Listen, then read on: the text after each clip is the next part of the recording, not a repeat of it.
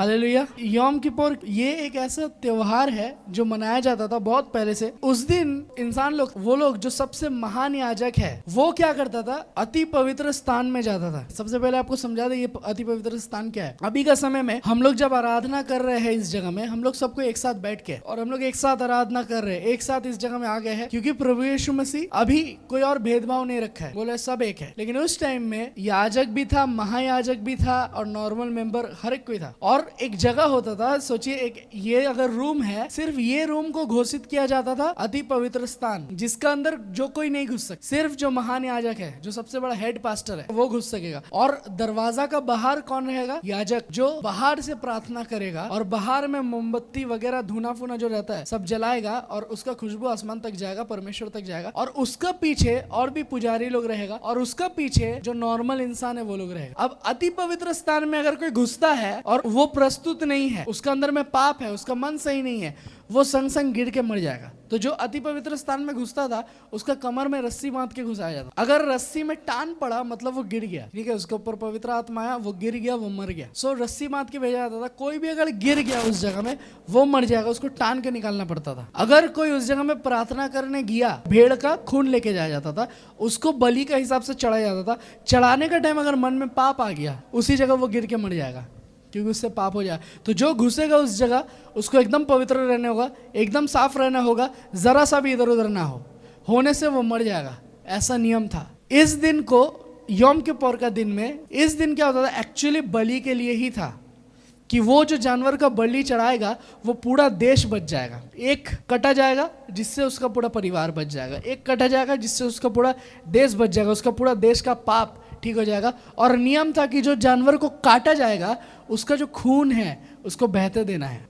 Bible कहता है खून मतलब जीवन, तो खून को बहने देना है, पूरा जीवन को उसका निकालना है, उसका बाद ऐसा होगा। बहुत पहले ऐसा नियम था और हर साल इंसान लोग को करना पड़ता था। ये चीज़ हर साल इंसान लोग के लिए नेसेसरी था कि ये चीज़ नहीं करेगा तो पाप क्षमा नहीं होगा, ये चीज नहीं करेगा तो परमेश्वर उनका सुनेगा नहीं। पहले हम लोग एक वचन पढ़ते हैं आप लोग को और अच्छा तरीके से समझाने के लिए। लेविया व्यवस्था 16:24 यहाँ पर ही लिखा हुआ है, तुम उस जगह में जाना और सफेद कपड़ा, साफ कपड़ा। इस दिन एक्चुअली क्या होता था, सुबह से फास्टिंग करना पड़ता था। सुबह से ना कुछ खाया, ना कुछ पिया, ना कुछ मनोरंजन का काम किया, लेकिन सुबह से सिर्फ सादा कपड़ा पहन के और फास्टिंग और प्रार्थना, कंटिन्यूस फास्टिंग और प्रार्थना, उसका बाद ही उस जगह में घुस सकता था। किसी का भी अगर ऐसा हालत है उस जगह में कि थोड़ा सा बीमार है लेकिन वो आत्मिक तौर से ठीक है, वो भी नहीं घुस सकेगा। अगर उसका परिवार में कुछ ऐसा है, किसी का मौत हो गया या कुछ उल्टा सीधा हो गया, वो भी नहीं घुस सकेगा। मतलब पूरा निष्पाप होना है। और ये नियम सदियों से चलते आ रहा था कि ऐसा बलि देना पड़ेगा और जानवर का खून बहाना पड़ेगा पहले के समय में। लेकिन परमेश्वर इस चीज़ को बहुत गौर से देखता है और जब देखता है, परमेश्वर ने कह दिया है कि जो लहू है, जो खून है, उसमें जीवन है और खून बहाना ज़रूरत है इंसान का पाप का क्षमा के लिए। अगर खून नहीं बहेगा तो इंसान का पाप क्षमा नहीं होगा। ये एक रास्ता था कि इंसान खुद से अपना पाप को क्षमा नहीं कर सकता। आप कुछ भी करके अपना पाप को क्षमा नहीं कर सकते सिवाय बलि देके। जैसे देखिए, इंसान सोचता है कि अगर हम गंगा में स्नान कर लिए तो मेरा पाप धुल जाएगा, लेकिन ये सच नहीं है, क्योंकि उसमें सिर्फ आपका स्नान होगा, आपका शरीर का मैला धुल जाएगा लेकिन पाप नहीं धुलेगा। इंसान सोचता है कि हम चढ़ा देंगे, कुछ दे देंगे, मेरा पाप ऐसा हो जाएगा, गरीब को खिला देंगे, मेरा पाप ठीक हो जाएगा। मैं ऐसा क्रिमिनल को जानता हूँ, क्रिमिनल मतलब हम तो क्रिमिनल बोलते हैं, गरीब को लूट लिया, 100 बस्ती जला दिया, अपना प्रोजेक्ट करेगा बोल के, अपना नाम ऊंचा करेगा बोल के सब कुछ कर दिया, करने के बाद 1000 इंसान को खिला दिया, बोले उसका पाप क्षमा हो गया। क्या उसका पाप क्षमा होगा? लेकिन देखिए, इस जगह में एक ऐसा नियम था जिस नियम में बहुत सारा जानवर मारा जाता था। साल में एक दिन ऐसा जिस दिन लगातार हजारों जानवर मर रहा है, हजारों जानवर का बलि हो रहा है। वो लोग ने कुछ गलती नहीं किया। इस दिन का मतलब क्या है कि खुद का गलती किसी और के ऊपर दे देना कि मैंने गलती किया है, आपने पाप किया है, उसने पाप किया है, उसने पाप किया है।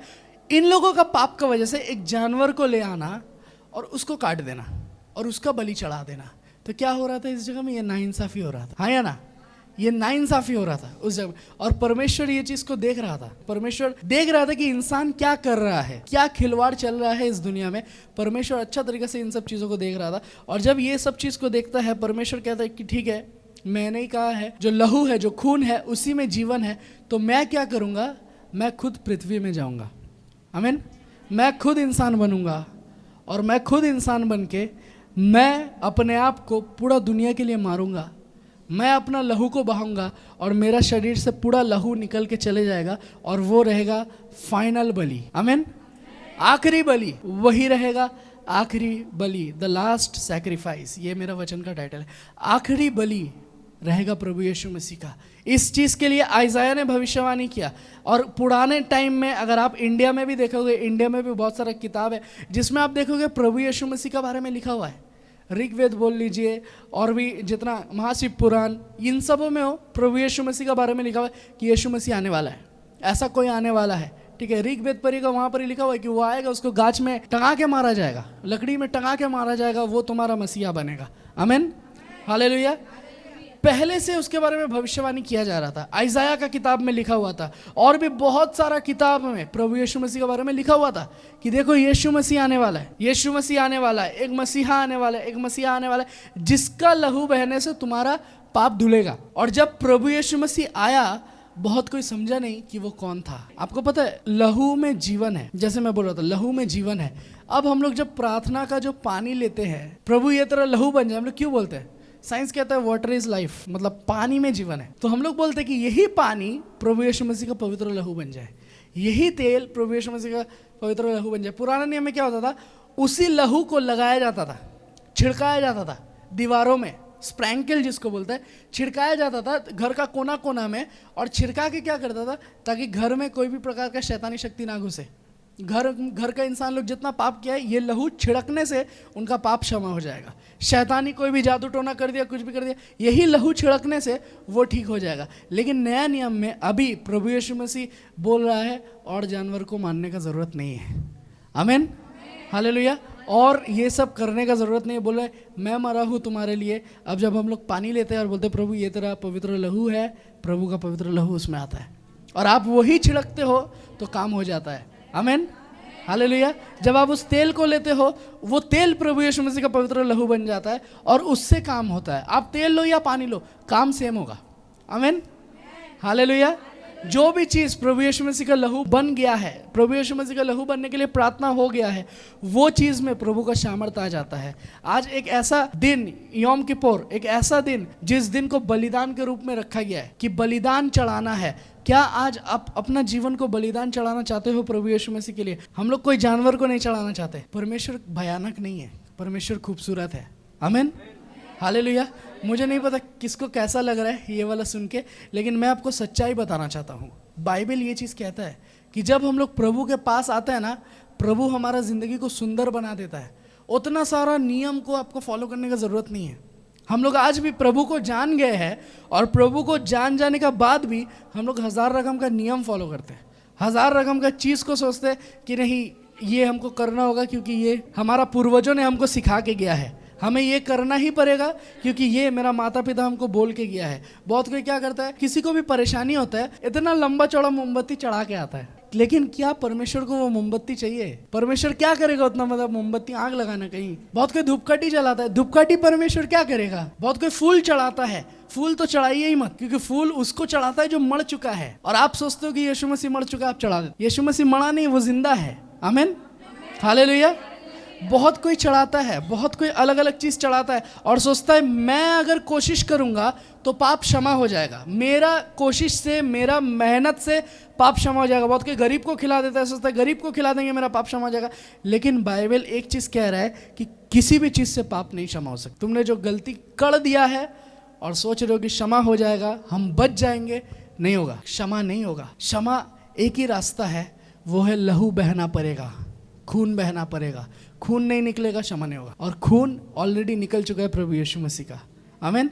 बोल रहा है कि मेरा कोड़े खाने से तुमको चंगाई मिला है, मेरा लहू बहने से तुमको चंगाई मिला है। मेरा जो लहू बहाया है, मैंने जो लहू ऑलरेडी 2000 साल पहले मैंने जो बहा दिया है, अब वो करोड़ों करोड़ों साल तक चलेगा। जब तक दुनिया है, जब तक दुनिया चल रहा है, जब तक समय चल रहा है, तब तक वही लहू हमारे लिए काफ़ी है। आपको नहीं जाने का ज़रूरत है गंगा स्नान पे, आपको नहीं जाने का ज़रूरत है कोई भी बाबा के पास और बोलना होगा कि मैं ऐसा पापी हूँ, मेरा पाप क्षमा कर दो। जब हम लोग चर्च जाते थे, कैथलिक चर्च, तो एक प्रीस्ट रहता था, एक फादर रहता था, उसके पास जाके बोलना पड़ता था कि फादर मैंने ये पाप किया है, मेरा पाप क्षमा कर दो। ऐसा बोलना पड़ता था हम लोग को। और लड़का हो या लड़की, सबको जाना होगा फादर के पास, और जो जिस प्रकार का पाप किया है उसी प्रकार का बोलना होगा, नहीं तो नहीं होगा क्षमा। और बहुत पहले से ये सब चीज़ चले आ रहा है, ये सब नियम कानून जो है ना, ये सब चले आ रहा है। लेकिन प्रभु यीशु मसीह जिस दिन इस दुनिया पे आया, सब नियम कानून को तोड़ दिया। पहले एक ऐसा समय था जब परमेश्वर की उपस्थिति में लड़की लोग नहीं जा सकते, और परमेश्वर ने कभी नहीं बोला कि लड़की नहीं जा सकता। लेकिन कहाँ कहाँ से कौन कौन बुजुर्ग लोग, कौन कौन इंसान लोग, हमको नहीं पता, सोच लिया कि नहीं, लड़की गंदा होता है, लड़की नहीं जा सकेगा, सोच लिया। लेकिन डिजाइन तो परमेश्वर ने किया है हमें। परमेश्वर तो जानता है क्या प्रॉब्लम है आपका, परमेश्वर तो जानता है कि आप कैसा हो। तो लड़की को कौन रोका, किसने रोका था? परमेश्वर ने नहीं रोका था। आपको आज अगर कहीं अलाउ नहीं करता है ना, तो वो परमेश्वर कभी नहीं रोकता है, वो इंसान अपना नियम को फॉलो करता है कि नहीं, तुम लड़की हो, तुम नहीं जा सकते। परमेश्वर नया नियम में देखिए, जब न्यू टेस्टामेंट में हम लोग देखते हैं, सब कुछ क्लियर है। एक लड़की जिसका लहू बहने का बीमारी है, कोई लड़का उसको नहीं छूता है, उसका पति उसको नहीं छूता है, वो लड़का लोग का भीड़ में गई, जबकि लड़का लोग का भीड़ में जाना अलाउड ही नहीं है। लड़का लोग का भीड़ में गई और जैसे तैसे करके कोई उसको मार रहा है, कोई उसको हटा दे रहा है, उसका तो कोई रिस्पेक्ट नहीं, क्योंकि वो लड़की। लेकिन प्रभु यीशु मसीह को वो बोल रहा है कि अगर मैं छू लूँ तो मैं ठीक हो जाऊंगी। आमीन। वो बोल रहा है मुझे ज़रूरत नहीं है कि प्रभु यीशु मसीह अपना पवित्र हाथ को मेरे सिर पे रख के गंदा करे, जस्ट मैं टच कर लूँ उसका कपड़ा को, मैं ठीक हो जाऊंगी। जस्ट मुझे थोड़ा सा टच चाहिए। और वो उस जगह पे जाती है और प्रभु यीशु मसीह को जस्ट छू लेती है। प्रभु यीशु मसीह उस लड़की के लिए खड़ा हो जाती है। आमीन।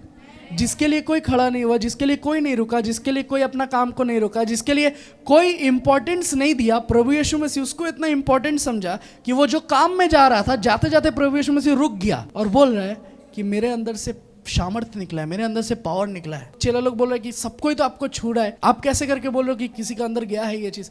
प्रभु बोल रहा नहीं, किसी ने तो छुआ है मुझे। तब वो लड़की सामने आती है और कहती है कि प्रभु मैंने आपको छुआ, और जैसे मैंने आपको छुआ मेरा लहू बहना बंद हो गया संग संग। आमीन। हालेलुया।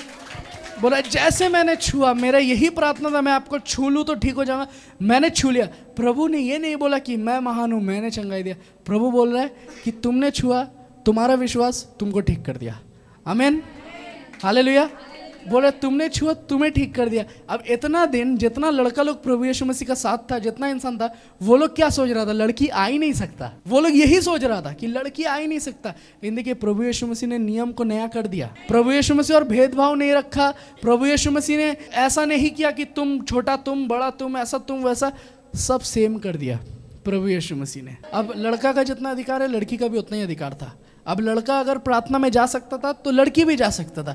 प्रभु यीशु मसीह जब एक जगह खिला रहा था सबको को और वचन दे रहा था, 5000 लड़का उस जगह पे आया, उससे ज्यादा औरत आया। हर एक चर्च में देखिए ज्यादा औरत है, ये शॉकिंग बात नहीं है। प्रभु यीशु मसीह जब उस जगह में था, 5000 लड़का आया, लेकिन उससे डबल ट्रिपल औरत लोग आ गया, बच्चा लोग आ गया उस जगह में आके। वो लोग बैठ के, वो लोग प्रार्थना सुन रहे हैं, वो लोग आराधना सुन रहे हैं, वो लोग प्रभु का वचन को सुन रहा है। ऐसा कैसे करके हो रहा है? क्योंकि प्रभु यीशु मसीह ने बता दिया कि जो कोई पापी है, जो कोई अपने आप को पापी सोचता है, वो मेरे पास आ सकता है और मैं उसे ठीक करूंगा। तो आज ठीक होने का दिन है।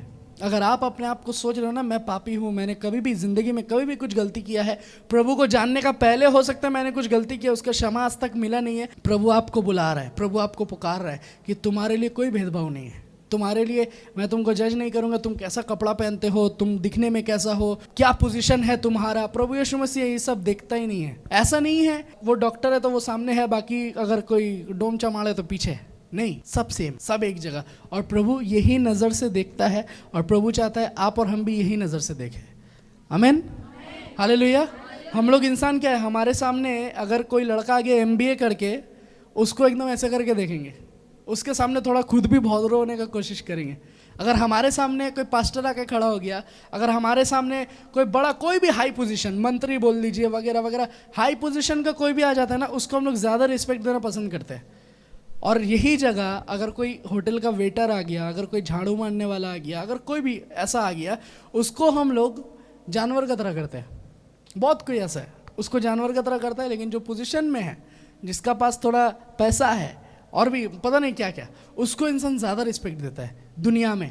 ऐसा क्यों होता है? क्योंकि इंसान के अंदर में बहुत भेदभाव है, बहुत भेदभाव है इंसान के अंदर में।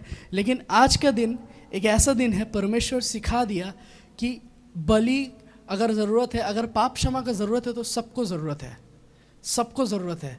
आपको पता है एक हॉस्पिटल में अमीर इंसान भी जाता है और गरीब इंसान भी जाता है। जब हालत खराब हो जाता है और डॉक्टर बोल देता है कि मेरा हाथ में और कुछ नहीं है, अब सब ऊपर वाले का हाथ में है, तब वही अमीर इंसान, वही गरीब इंसान एक ही चर्च में दौड़ के आ जाता है। आमीन। तब वो लोग नहीं देखता मेरे पास कितना पैसा है, मेरे पास हम क्या कर सकते हैं, नहीं कर सकते।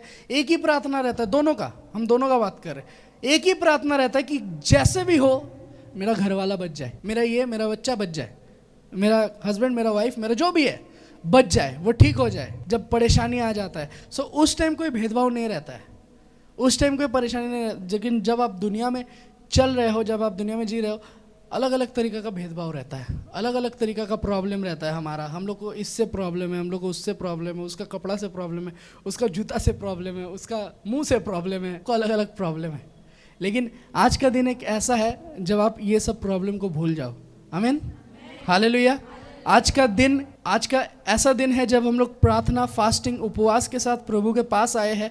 और हम लोग एक चीज़ विश्वास के साथ आए हैं प्रभु के पास कि प्रभु हमारा हर एक का पाप धोने वाला है। आमीन।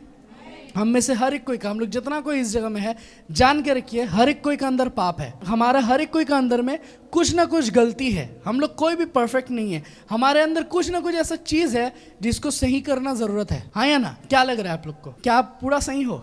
क्या आपके अंदर कुछ भी गलत नहीं है? क्या आप 100% सही हो? बहुत सारा इंसान बोलता है ना कि हम तो प्रभु में है, मेरा ज़िंदगी में इतना प्रॉब्लम कैसे करके हो गया। उसको जाके पूछिएगा क्या जितना दिन तुम प्रभु में कुछ पाप तुमने नहीं किया? उस चुप हो जाएगा, बोलेगा किया तो है भाई, कुछ ना कुछ तो किया है।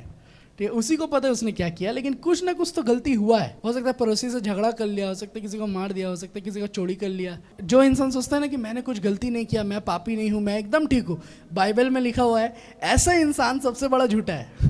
बाइबल में साफ तौर से लिखा हुआ है जो इंसान कहता है कि मैंने कुछ गलती नहीं किया, मैं एकदम परफेक्ट हूँ, वो इंसान सबसे बड़ा झूठा है। उससे बड़ा झूठा कोई नहीं है, क्योंकि गलती हर एक कोई करता है और हर एक कोई को क्षमा का ज़रूरत है, हर एक कोई को नया होने का ज़रूरत है। अगर आपने कुछ गलती किया है अपना पूरा ज़िंदगी में, पूरा समय में, जितना दिन से आप जिंदा हो, या आपका पूर्वजों ने गलती किया है, और बहुत सारा रोग बीमारी गलती का वजह से ही आता है, बिना गलती का कुछ नहीं आता है। बाइबल में ये चीज़ लिखा हुआ है कि आप पाप करते हो और आपका पाप रोग बीमारी को जन्म देता है, मृत्यु को जन्म देता है। सो कुछ भी गलती अगर पुराने टाइम से आपका पूर्वजों ने हो सकता है किया है, आप सोच रहे हो कि हम इतना क्यों पछता रहे हैं, मेरा क्यों रोग बीमारी नहीं जा रहा है, हो सकता है आपका पूर्वजों ने कुछ पाप किया है, आपको नहीं पता, आप नहीं जानते हो।